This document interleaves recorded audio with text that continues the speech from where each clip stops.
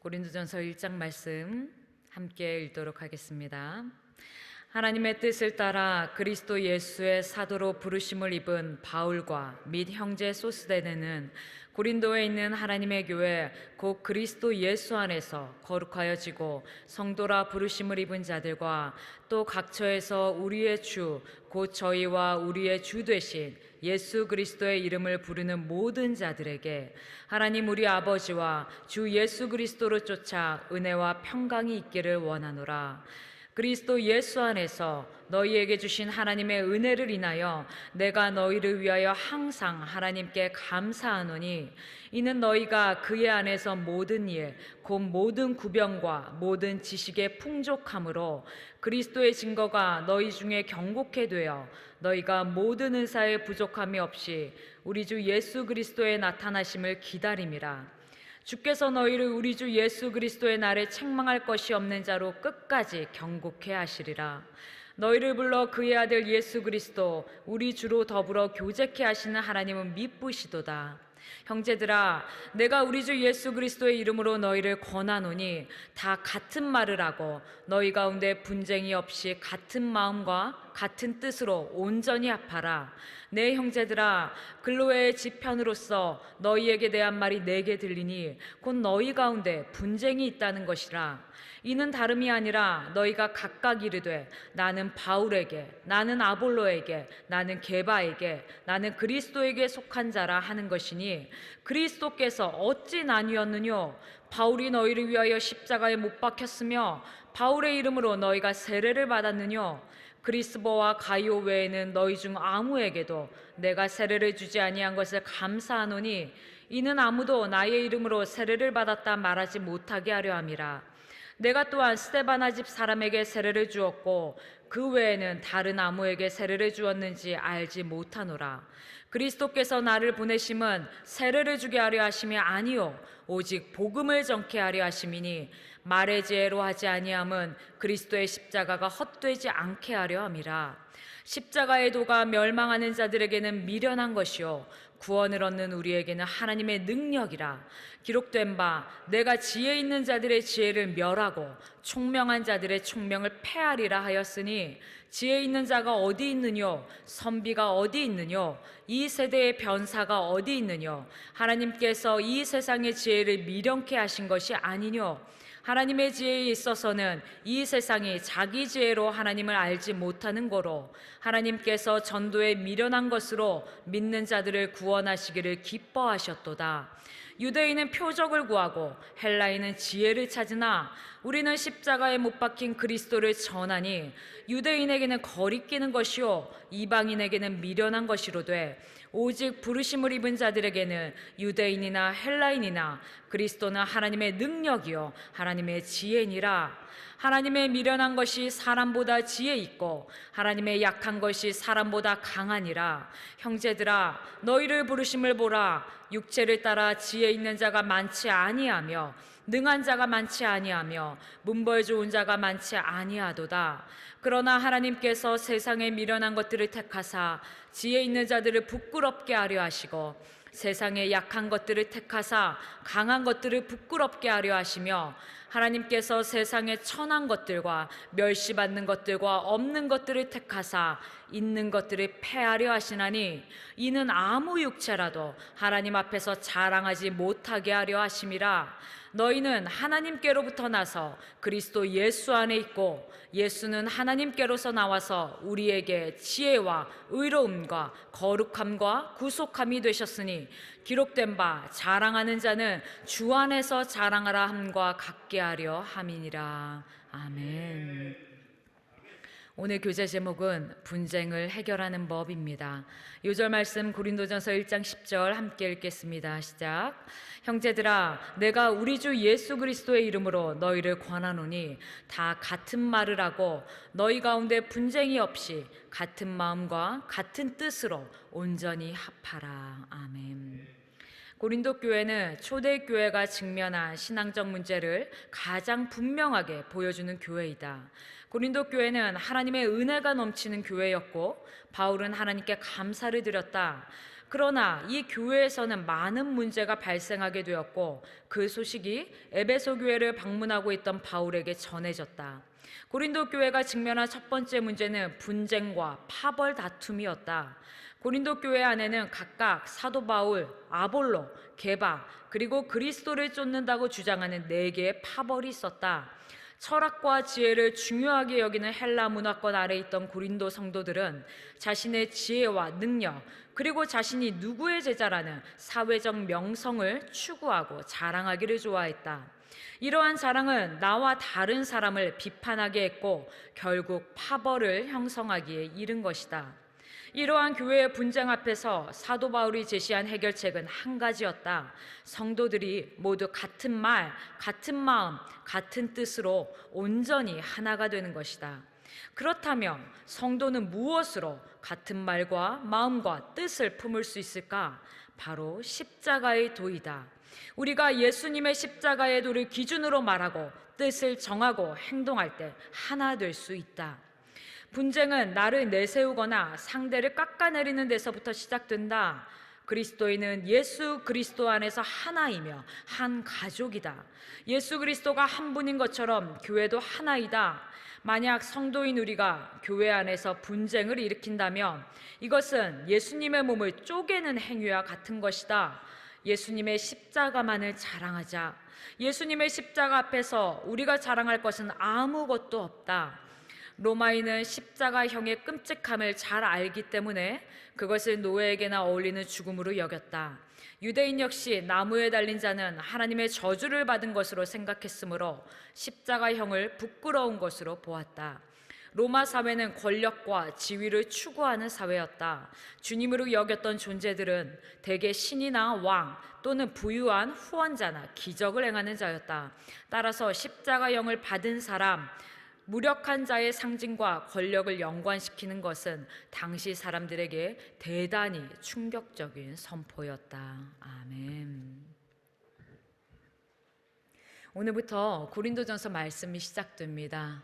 간단히 고린도전서의 배경을 살펴보고 넘어가도록 하겠습니다. 고린도전서는 사도 바울이 3차 전도 여행 중에 에베소에서 머물고 있을 때 쓰여진 서신입니다. 고린도전서는 위치상의 이유로 인해서 무역과 상업의 중심적인 도시가 되었습니다. 바울 당시만 해도 약 40만 명의 인구를 지니고 있었던 고린도는 이 지중해 지역의 상업의 요충지가 되면서 또한 온갖 죄악이 범람하는 그러한 장소가 되었습니다. 이러한 이유로 인해서 고린도 교회는 주변에 도덕적이고 또 성적인 타락에 심각하게 물들어 가고 있었던 것입니다. 또한 교회 안에서의 문제들도 끊이지 않고 계속 발생했습니다. 바로 고린도전서는 이와 같은 교회의 실질적인 문제들 그리고 신학적인 혼란을 바로잡기 위해서 사도 바울이 쓴 서신입니다. 그렇다면 오늘 우리가 살펴본 고린도 교회 안의 문제점은 어떤 것이었습니까? 우리 1장 11절에서 12절 말씀 다시 한번 보겠습니다. 함께 읽겠습니다. 시작. 내 형제들아, 글로의 지편으로서 너희에게 대한 말이 내게 들리니 곧 너희 가운데 분쟁이 있다는 것이라.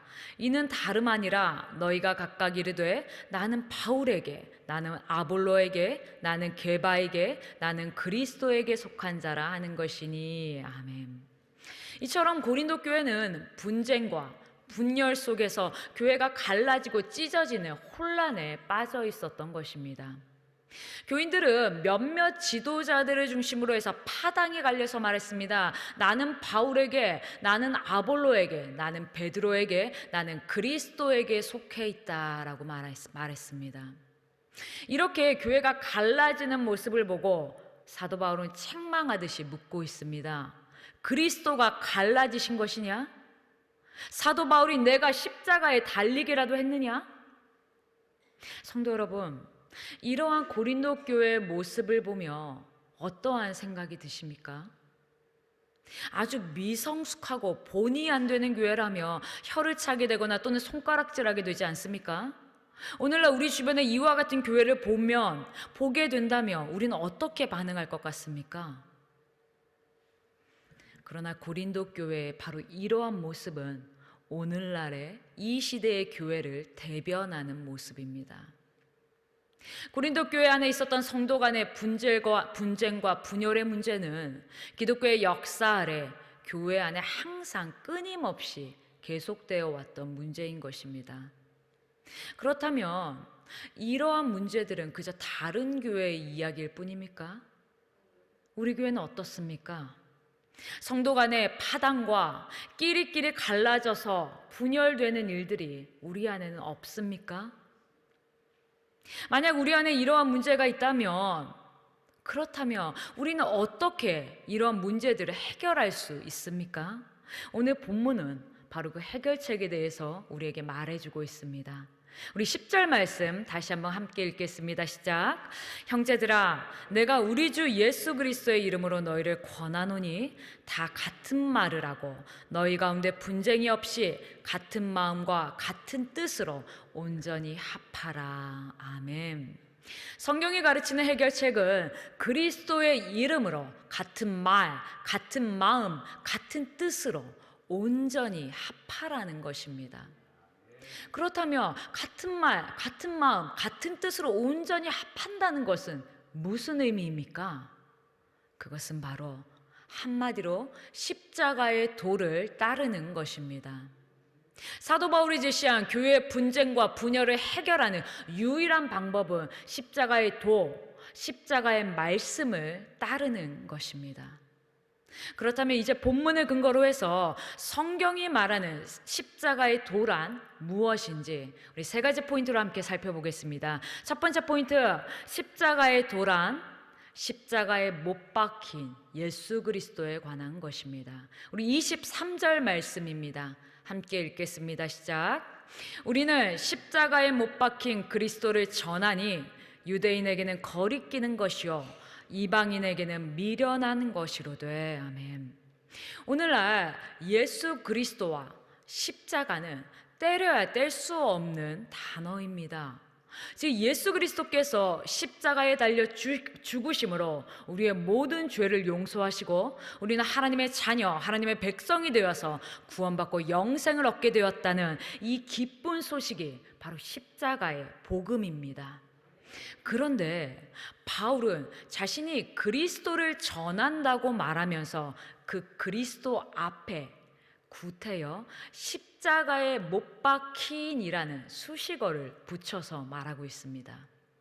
여기서 바울이 왜 굳이 십자가에 못 박힌 그리스도라고 말하고 있습니까? 그것에는 다 이유가 있습니다.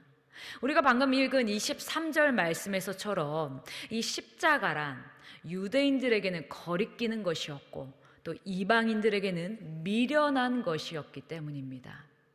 왜 그렇습니까? 왜 그렇습니까? 먼저 유대인에게 십자가가 거리낌이었던 이유는 히브리법에는 십자가에 달려 죽은 사람은 곧 하나님의 저주를 받은 자라고 명백하게 말하고 있기 때문입니다. 곧 유대인들에게 십자가는 저주의 상징이었습니다. 우리 신명기 21장 22절과 23절 말씀 제가 읽어드리겠습니다. 죽을 죄를 지어서 처형된 사람의 주검은 나무에 매달아 두어야 합니다.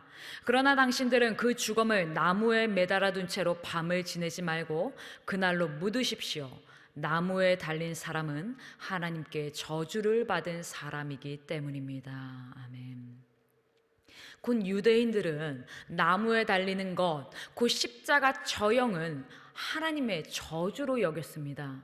그러므로 십자가 처형을 받은 자들을 가증스럽게 생각했던 것입니다. 하나님의 말씀대로 예수 그리스도께서는 십자가 위에서 하나님의 저주를 몸소 다 받은 자였던 것입니다. 그렇다면 주님은 왜 십자가 위에서 하나님의 저주를 다 받으셨습니까? 우리가 받아야 할 하나님의 진노와 심판, 그 하나님의 저주를 그리스도께서 대신해서 받으심으로 우리를 구원하시고 영생을 주시기 위함이었습니다. 주님이 받으신 그 저주는 우리의 죄에 대한 하나님의 진노와 심판이었던 것입니다. 그러나 유대인들은 그들 자신의 죄로 인해서 예수님께서 지금 하나님의 저주를 받으심으로 십자가에 매달려 죽으셨다는 그 사실을 용납할 수 없었습니다. 믿지 않았던 것입니다. 그들은 자신들이 고대하며 기다렸던 그 하나님의 메시아, 하나님의 그리스도를, 그 그리스도가 십자가에 못 박혀 하나님의 저주를 받은 자라는 그 사실을 결코 용납하고 싶지 않았던 것입니다. 따라서 유대인들에게 십자가는 거리끼는 것이었습니다. 그렇다면 이방인들에게 십자가는 왜 미련한 것이라고 말하고 있습니까? 예수님 당시에 이방인이었던 로마인들이 바라본 십자가는 어떠했습니까? 그 십자가는 극도로 혐오스럽고 또 치욕적인 것이었습니다. 십자가 처형은 가장 잔혹하고 또 극심한 고통을 주는 것이었기 때문에 로마 시민들은 어떠한 죄를 지어도 결코 십자가 처형을 선고하지 않았습니다. 반면에 살인자, 반역자, 노예, 이방인같이 사회의 가장 낮은 천민들, 그들에게만 십자가형을 선고했었던 것입니다. 실제로 십자가에 달리는 사형수들은 몸에 실오라기 하나 걸치지 않은 채 극도의 수치심과 모욕감을 겪어야만 했습니다. 십자가에 달리신 예수님도 마찬가지였습니다. 그렇다면 오늘날 십자가를 바라보는 세상의 시선은 어떠합니까? 로마인들과 다르지 않습니다. 마찬가지로 십자가를 혐오하며 미련하게 여깁니다. 왜입니까? 왜 세상은 십자가를 혐오하고 미련한 것이라고 손가락질합니까? 그것은 십자가는 이 땅의 모든 인간들이 극악무도한 죄인이라는 것을 낱낱이 고발하기 때문입니다. 십자가는 아무리 도덕적이고 양심적으로 살아가는 사람이든 상관없이 모든 사람들을 포함해서 이 땅의 인간 한 명도 제외 없이 모두가 끔찍한 죄인임을 증명합니다. 즉 인간은 아무런 소망도 희망도 없는 무기력한 죄인이었기에 예수 그리스도께서 십자가에 못 박혀 죽으셔야 했음을 십자가는 여실히 말하고 있는 것입니다. 따라서 사람들은 자신을 그렇게 아무런 가망 없는 죄인 취급하는 그 십자가를 꺼려하고 싫어합니다. 지금까지 우리가 살펴본 바로 이와 같은 것들이 세상이 바라보는 십자가에 대한 시선입니다. 그렇다면 하나님의 부르심을 받은 하나님의 자녀며 하나님의 백성들이 바라보는 십자가의 시선은 어떠한 것입니까? 우리가 살펴보려는 두 번째 포인트입니다. 둘째, 십자가의 도란, 하나님의 능력이고 지혜입니다. 우리 24절과 25절 말씀 함께 읽어보겠습니다. 시작. 오직 부르심을 입은 자들에게는 유대인이나 헬라인이나 그리스도는 하나님의 능력이요 하나님의 지혜니라. 하나님의 미련한 것이 사람보다 지혜 있고 하나님의 약한 것이 사람보다 강하니라. 아멘. 사도 바울은 오직 하나님의 부르심을 입은 자들, 하나님의 백성들에게는 이 그리스도의 십자가에 달리신 그리스도가 하나님의 능력이요 지혜라고 말하고 있습니다. 그렇다면 세상 사람들에게는 미련한 것이고 거리끼는 것이고 어리석음이었던 그 십자가가 왜 부르심을 받은 우리에게는 하나님의 능력이고 지혜가 되는 것입니까? 그 핵심적인 이유 두 가지만 살펴보도록 하겠습니다. 첫째, 그리스도의 십자가는 하나님의 사랑을 확증하기 때문입니다. 성도 여러분, 하나님께서 나를 사랑하신다는 그 사실을 믿으십니까? 아멘. 무엇을 근거로 믿으십니까? 만약 그 근거가 우리의 감정, 또 우리의 생각, 우리의 상황과 환경에 따라 변한다면 그것은 시시때때로 날씨가 변하는 것처럼 끊임없이 변덕스럽게 요동칠 것입니다. 하나님의 사랑에 대한 우리의 믿음도 그 확신도 때에 따라서 변할 수밖에 없는 것입니다. 일상이 평화롭고 기도가 응답이 되고 하나님의 선하심을 경험하는 그러한 때에는 물론 하나님의 사랑을 확신할 수 있겠죠. 반면에 하는 일마다 잘 안 되고 오랜 기도의 제목들은 응답이 되지 않고 건강상의 적신호가 켜질 때, 관계에 어려움이 생길 때, 그럴 땐 어떻습니까? 하나님이 과연 나를 사랑하시는지 의심하게 될 수밖에 없는 것입니다. 그러나 우리를 사랑하시는 하나님은 어떠한 분이십니까? 어제나 오늘이나 영원토록 변함없으신 신실하신 하나님입니다. 이럴 때나 저럴 때나 사랑을 퍼부어 주시거나 때로는 사랑을 싹 거두어 가시는 그렇게 변덕스러운 분이 아니시라는 것입니다. 그래서 하나님께서는 우리에게 어떠한 상황과 환경 속에서도 그 하나님의 사랑을 확증할 수 있는, 완전하게 확인할 수 있는 유일한 통로, 그 한 가지 통로를 우리에게 주셨습니다. 그것이 무엇입니까? 그리스도의 십자가입니다. 로마서 5장 8절 말씀 제가 읽어드리겠습니다. 그러나 우리가 아직 죄인이었을 때 그리스도께서 우리를 위하여 죽으셨습니다. 이리하여 하나님께서는 우리들에 대한 자기의 사랑을 확증하셨습니다. 아멘. 성도 여러분, 하나님의 사랑을 확인하고 싶으십니까? 하나님의 사랑을 정말 가슴 깊이 깨닫기를 원하십니까? 그리스도의 십자가를 바라보십시오. 하나님 아버지께서는 우리를 위해서 그 독생자 예수 그리스도를 십자가에 못 박혀 죽게 하셨습니다. 죄 없으신 예수 그리스도께서 우리 대신에 하나님의 모든 저주와 진노를 받으시고 십자가에 못 박혀 죽으신 것입니다. 바로 이 십자가에 달리신 예수 그리스도를 통해서 우리가 하나님의 사랑을 확증할 수 없다면 도대체 무엇을 통해 하나님의 사랑을 확인할 수 있겠습니까? 그래서 사도 바울은 우리를 하나님의 사랑에서 끊을 수 있는 것은 아무것도 없다라고 말하고 있습니다.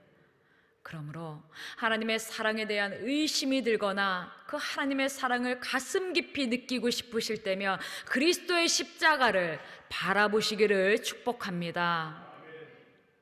자, 두 번째, 그리스도의 십자가가 하나님의 능력이고 지혜인 이유는 하나님과 우리를 화목하게 하기 때문입니다. 성경은 그리스도께서 우리의 죄를 위한 화목제물이 되셨다고 말하고 있습니다.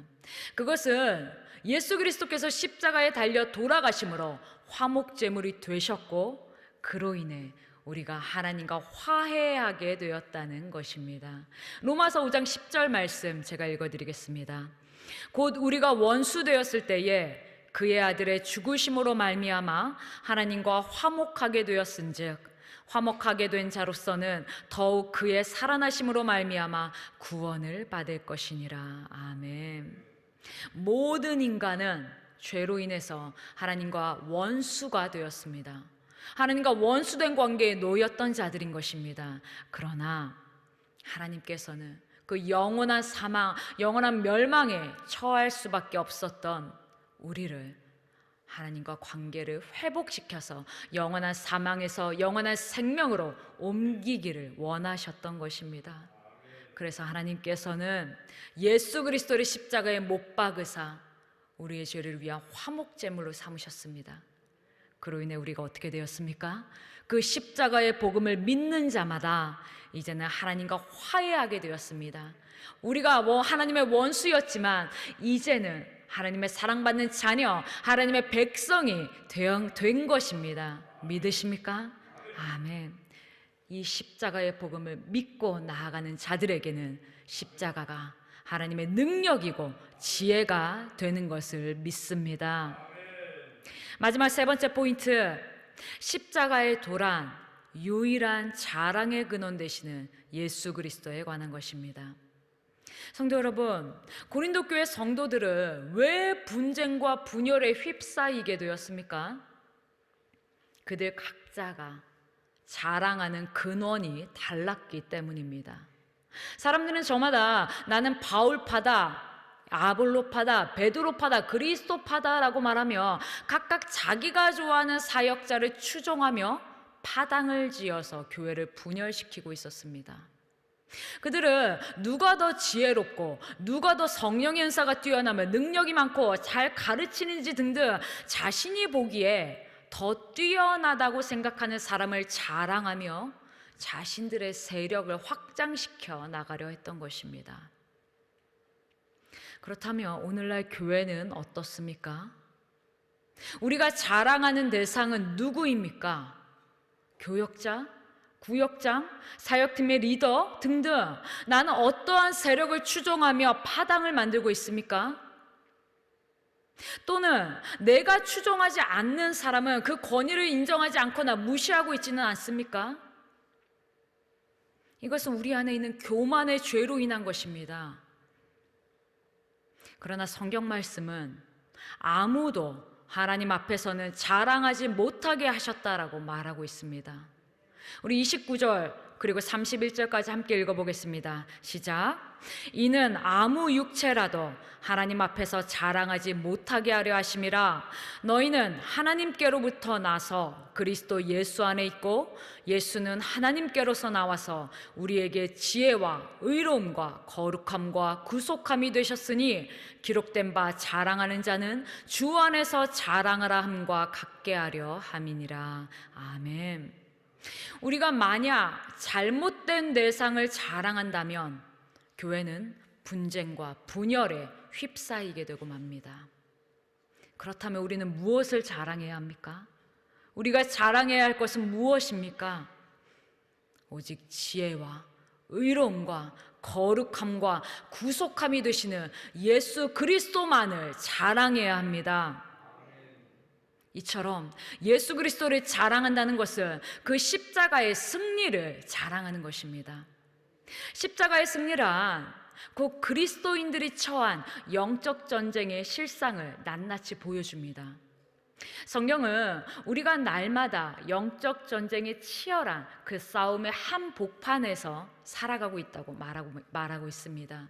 이 전쟁의 승패에 따라서 우리의 삶은 바로 서기도 하고 또 무너지기도 하는 것입니다. 그런데 영적 전쟁에서 승리할 수 있는 유일한 비결을 성경은 가르쳐주고 있습니다. 무엇입니까? 그리스도의 십자가입니다. 오직 그리스도의 십자가로 말미암아 우리는 죄와 사탄으로부터 승리할 수 있는 것입니다. 즉 성도는 믿음으로 그리스도와 연합함으로써 주님과 함께 십자가에 못 박혀 죽은 자들이기에 이제 우리의 모든 죄는 십자가에 못 박힌 것입니다.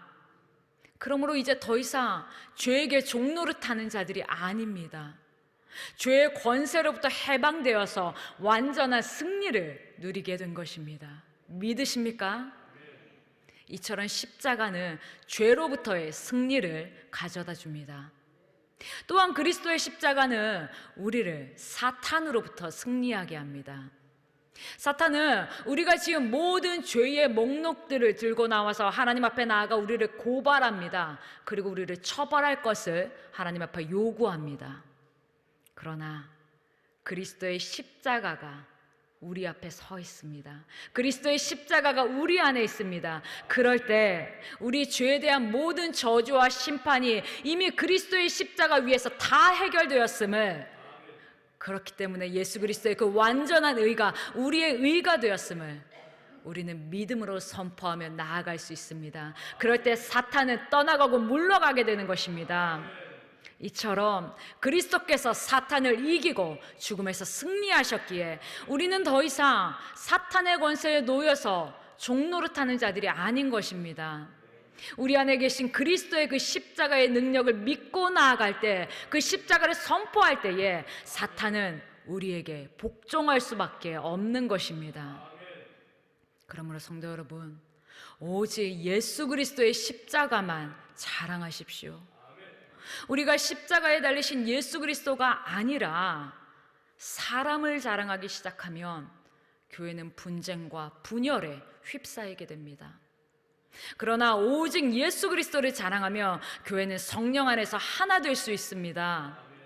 따라서 우리 안에 만약 분쟁과 분열이 있다면 그것은 우리가 십자가의 도에서 멀어져 있다는 것을 증명하는 것일 뿐입니다. 그러므로 우리를 죄와 사탄에서 승리하게 하신 예수 그리스도의 십자가만 우리의 유일한 자랑임을 기억하시고 세상의 모든 헛된 자랑, 사람의 영광을 쫓는 것들을 다 버리시기를 축복합니다. 오늘 우리가 살펴본 고린도전서 1장 말씀은 교회 안의 분쟁과 분열을 해결하기 위한 유일한 해결책을 가르쳐주고 있습니다. 그것은 십자가의 도입니다. 십자가의 도는 세상에서는 거리낌이고 미련한 것이지만, 어리석은 것이지만, 믿는 우리에게는, 하나님의 부르심을 받은 우리에게는 하나님의 지혜이고 능력인 것입니다. 또한 예수 그리스도만이 우리의 유일한 자랑이 될 때 교회는 성령 안에서 하나가 될 수 있으며 세상을 향한 하나님의 뜻을 이루는 그 거룩한 교회, 아름다운 교회로 든든히 서게 되는 것입니다. 바로 우리 인천 순복음 교회가 또 모든 성도들을 이와 같은 십자가의 복음, 그 십자가의 도 위에 든든히 서는 모든 성도님들 되시기를 축복합니다. 기도하겠습니다. 하나님 아버지, 감사합니다. 오늘 말씀을 통해서 우리가 십자가의 도를 다시 한번 깨닫습니다. 우리에게 영원한 생명을 주시기 위해 십자가에 달려 죽으신 주님으로 인해 우리는 하나님과 화목을 누리게 되었습니다. 하나님의 원수였으며 진노의 자식이었던 우리가 이제는 하나님의 사랑받는 백성, 그분의 자녀가 되었음을 믿습니다. 그러므로 이제 오직 그리스도의 십자가만 자랑하는 삶이 되게 하여 주시옵소서. 세상의 헛된 것들, 사람을 자랑하는 것이 아니라 우리를 위해 십자가에 달리신 예수 그리스도만 자랑하는 자들 되게 하여 주시옵소서. 그럴 때 우리가 주님의 영광을 보게 될 것을 믿습니다. 하나님의 지혜이며 능력이신 예수 그리스도로 우리가 충만해질 것을 믿습니다. 오직 성령님의 인도를 따라 풍성한 성령의 열매를 맺는 삶이 될 것을 믿습니다. 하나님 아버지, 그렇게 우리 인천 순복음교회 모든 성도님들 오직 예수 그리스도의 십자가로 하나 되게 하여 주셔서 주님의 뜻을 이루는 교회, 주님의 영광을 나타내며 영혼 구원의 사명을 온전히 감당하는 교회 되게 하여 주시옵소서. 모든 영광 주님 홀로 받아주시옵시며 예수님의 이름으로 기도합니다. 아멘.